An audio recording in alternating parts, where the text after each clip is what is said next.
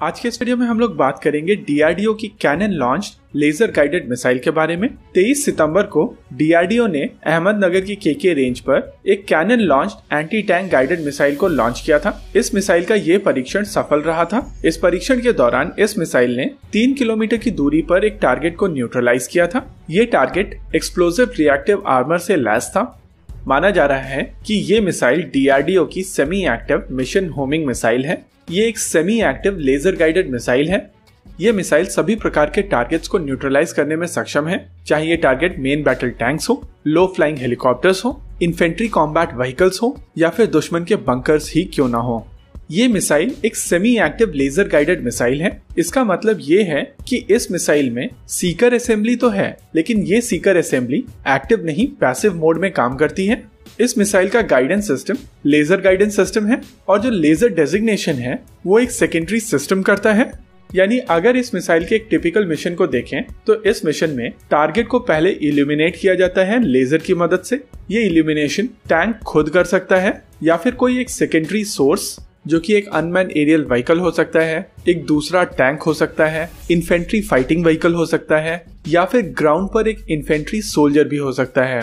एक बार टारगेट के ऊपर लेजर इल्यूमिनेट कर दी जाती है, उसके बाद इस मिसाइल का सीकर उस टारगेट के ऊपर लॉक हो जाता है और कंट्रोल सरफेस की मदद से ये होम करता हुआ उसी टारगेट के ऊपर जा लगता है।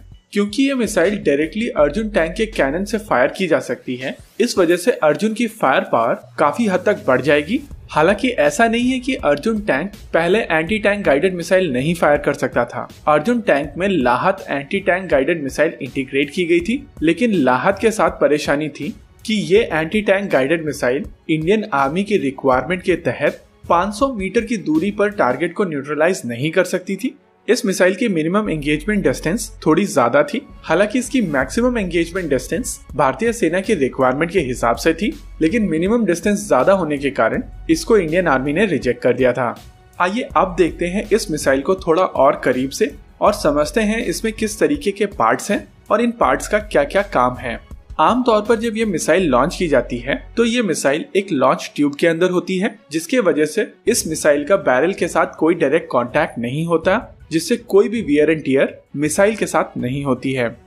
लॉन्च के बाद ये मिसाइल इस ट्यूब से बाहर आ जाती है और उसके बाद इसका प्रोपल्शन सिस्टम शुरू हो जाता है। सामने की ओर इस मिसाइल में इसका सीकर होता है। ये एक लेजर गाइडेंस सीकर होता है जो टारगेट के ऊपर लेजर स्पॉट को डिटेक्ट करता है और मिसाइल को उसके ऊपर होम करता है।